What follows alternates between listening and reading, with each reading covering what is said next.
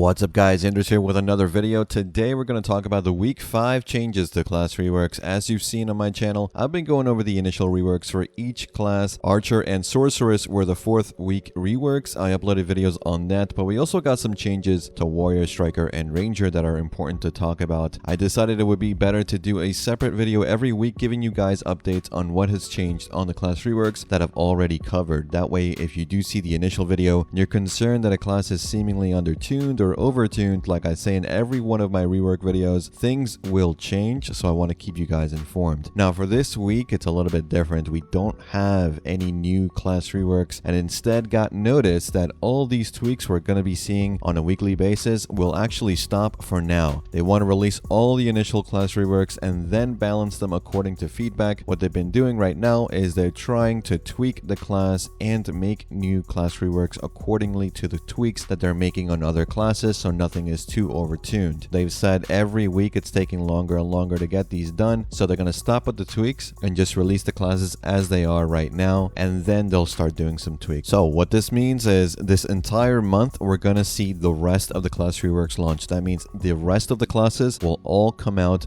this month, according to Pearl Abyss. Now from November onwards, they will balance the reworks according to feedback, so if they can manage, we should see reworks go live on live servers by the end of the year. We did get some class balance changes this week, so I'll go over those changes as well as the changes from last week since I've been away for a week. I'll start with Warrior, who got a change to the meditation skill. It now recovers HP in succession once it fully charges. Heavy Strike now recovers 10 HP on hit in the absolute version. And Awakening Ankle Break got the spinning slash treatment, which means it now has a lingering 100% crit rate for 1 second upon use. Archer now has the AP buff from Wrath of Nature move to Glissade. His animations for Radiant Explosion and Mountain Breeze are now faster. Radiant Explosion now deals more damage. His add-ons for some skills have changed. Righteous Might now has super armor. Lightstrail no longer has attack speed buff but can now down attack even on cooldown. Ranger now has the Riding Wind skill applied as a new flow skill that allows you to use Riding the Wind from the ground and then use this flow to hop once, effectively giving you some small protected mobility with lower stamina consumption. Evasive Explosion Shot has also been buffed with a lower cooldown of 7 seconds in both Succession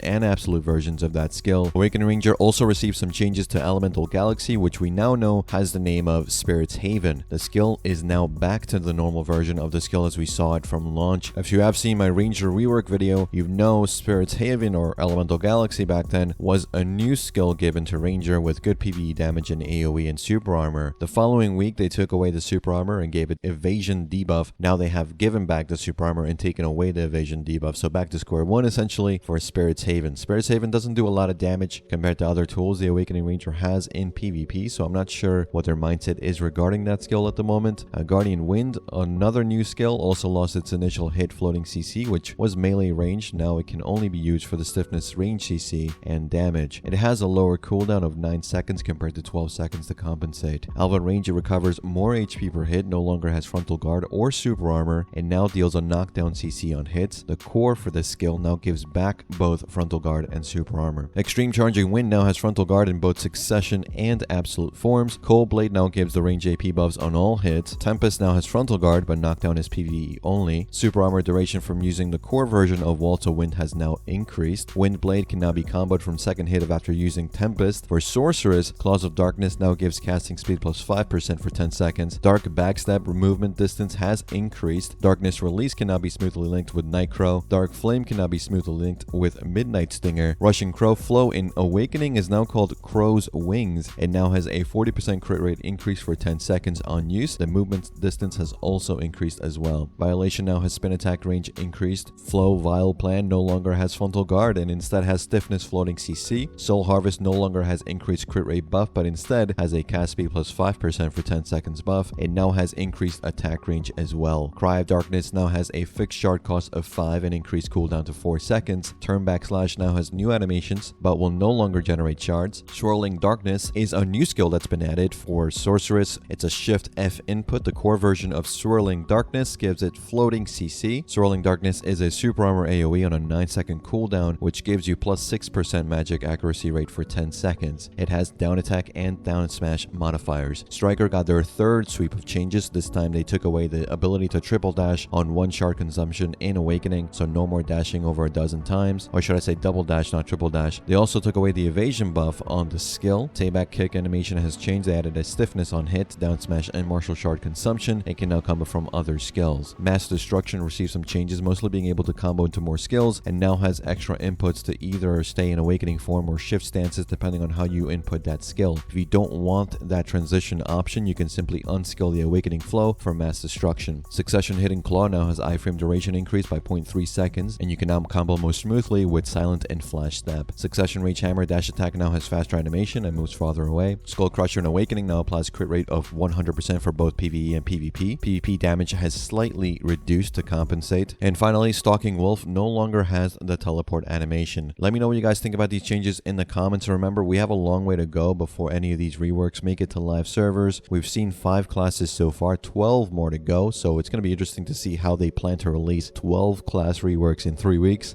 Maybe they can do it, hopefully they can. And that's pretty much it for this one, guys. Let me know what you guys think about today's video when the comments are over on our community Discord. We're now public and accepting new members, so follow that link, react to the comments to get your member role, and say hello. If you want to support the videos I make in small donations, you can follow the Ko-fi link below and buy me a cup of coffee. I love coffee as much as I love bells, so every coffee you buy me will be greatly appreciated and will of course come with some Discord perks. Remember to like and subscribe if you haven't already, and hit that bell icon to get notified when I upload my next video. Remember, bell is good. As always, guys, thanks again for watching. Thanks for listening. I'll see you all in the next one. Take care.